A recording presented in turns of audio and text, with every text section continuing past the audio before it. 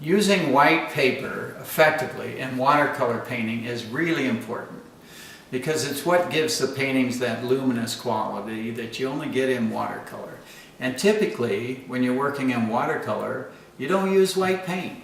So the white paper becomes really precious. Now we're going to look at a couple of my paintings in a few minutes, one of Venice and a still life. And that'll give you a better idea of what I'm talking about when I talk about the effective use of white paper. So let's get started. In watercolor, you typically don't use white paint. You use the white paper for areas that you want to be white. That means you have to plan ahead. Painting in watercolor is like a chess game where you plan your moves ahead. I'll demonstrate this. This is just a simple drawing of some daisies, white flowers.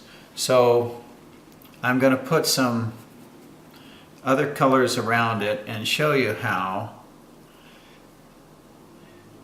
the flowers themselves appear because of the paint you put around them.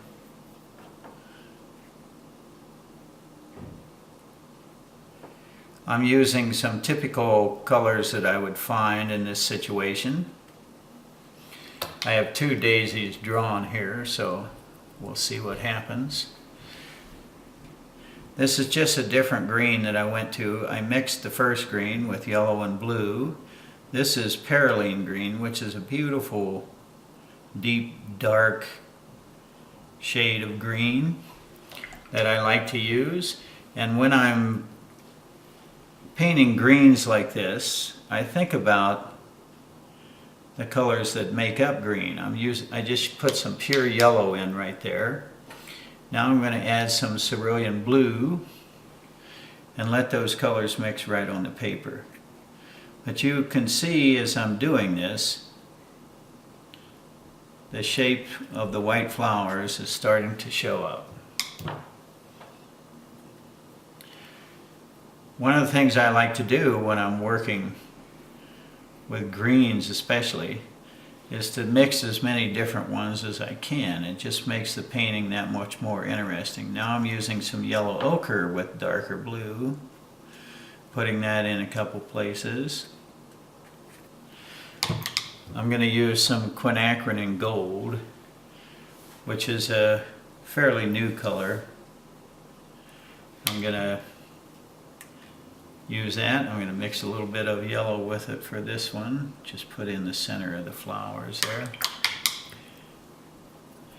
Now I'm just going back to different greens that I have on my palette. This is Terra Verde, and I'll put some green around here. I don't worry too much about following exactly the drawings that I put down.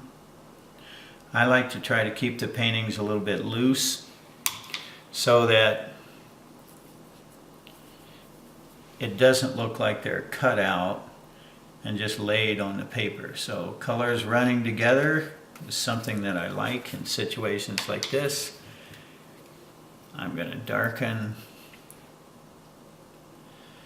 just the underside on this. Now you can see how I can create some leaf shapes, some other things like that coming out from the flowers. But just in general, the flowers appear because of the paint around them. Now if I leave them just like that, they tend to look flat and cut out. So even though I want them to be white, and I've left white paper to do that, I'm going to put a little bit of color in here into some of the petals so that they're not all completely flat. And I'll let some of the colors bleed around a little bit as well. See now how that particular flower is just coming a little bit more alive because I'm letting some other colors come into the white area, and creating some soft edges there works really well. And I can literally use any of the lighter colors that I want for this. Allowing some of that color to bleed out of the center is all right. Just soften that edge there. Now this this flower, where I let some of the colors come out into the petals, to me looks a lot more realistic and more effective in the painting than this one up here, where I've just left flat white paper. So even though you want to leave something white, it's often a good idea to let a little bit of light color come into it. It'll liven it up a little bit. There's a material called Frisket for watercolor painters, and it's a clear liquid that you can paint right onto the watercolor paper and cover anything that you want to remain white. And then when that dries, you can paint right over it and slop paint around and not have to worry about it. When you're finished, you just peel the Frisket off, and that area where it covered remains white. I don't like using it because it leaves such hard edges that I find them difficult to deal with in the type of painting I do, but you might try it to see if you like it. Now, some people believe that you shouldn't use white paint in watercolor painting. They make watercolor white. It can be zinc white, Chinese white are two of the examples. And it's opaque white, and you can put it right over the top of other colors and it will still remain white. Now, there are some purists who just think that's a bad idea. But one of the great painters that this country ever produced, John Singer Sargent, in his wonderful watercolors, you can see white paint used liberally. And so I figure if it worked for him, it's good enough for us.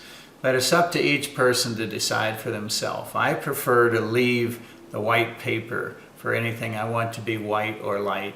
And I've gotten better and better at that over time, and that's just the way I work, and that's what works for me. Now we're going to look at two of my paintings and see how I use the white paper effectively. The first one is Venice Facade, and the important thing for me in this painting is the sunlight. And a lot of that was created by how I use the white paper. Also, I want you to look for little bits of white paper. I'll point that out, but those little bits of white paper make the painting sparkle. The second one is a still life, and in that one the tabletop and some of the objects are pure white paper, and I'll point that out as well. Both paintings were done on Fabriano watercolor paper, 140 pound, with Winsor Newton paints and sable brushes. And so let's take a look. This is one of my paintings of Venice, and it's on the Grand Canal, and I want to use it to talk about how I've used white paper effectively. So if you can see right here in the balconies, there's pure white paper here, and then there's some of these little marks to indicate the parts of the balcony, and up through here is pure white paper. I like rough edges on some of that so it doesn't look too cut out. Now down here through the center of the painting, the actual facade of the building, this lighter area was all left white. Then I went back and put some different grays and other pastel colors in it to kind of shape out things like this window and the doorway. But that is also an effective use of white paper. It just has a little bit of paint in it to knock the white down a little bit. Here in the boat, the top is white paper, and there's this nice little streak right along here before it enters the water. And that, I actually left white paper, but some little mark like that, it'd be fine just to use white watercolor paint. As the reflections from the boat come down into the water, the whites get lost, and they become just a little bit darker in value. There's an example over here underneath these gondolas where the water seems to be sparkling. That's where I use dry brush to drag across here and leave little bits of white paper like that. And that was quite effective in this painting. This is another one of my watercolor paintings. This one's called Good Morning. And I want to talk about effective use of white paper in this painting. Here you can see on the tabletop, it's mainly just white paper. And that is evident because I put this darker color this darker value here in the background. It's not a whole lot darker, but it's just dark enough to offset the white table. Now here in the cornflakes box, this is all white paper, and it's visible because of the darker colors around it again, along the edge of the box and then the red bowl as well. Over here in this part of the painting, where the banana is resting on this dish, the dish is actually glass, but I left it white and put some color in it. But you can see here on the banana, the very upper part is pure white paper, and then a little bit of color drifts into it as the banana curves around onto the dish. And up here on the edge of the peel, that's pure white paper as well. Now on the dish, it was left as white paper, but it would have gotten lost on the tabletop, so I put a little bit of color in that as well. And on the blueberries, these little highlights, the little white dots, you could use either white paint to do that, white watercolor paint. In this case, I just left a little dot of white paper when I was painting those. So plan where you want the whites to be in your paintings and the light colors, and keep those areas free of paint. Try frisk it, see if it works for you. I don't particularly like it, but you might. And the more you plan your whites and near whites, the more natural it will become. So an effective use of white paper is one of the techniques that will improve your watercolor painting. This is Dennis Pendleton saying, keep on painting.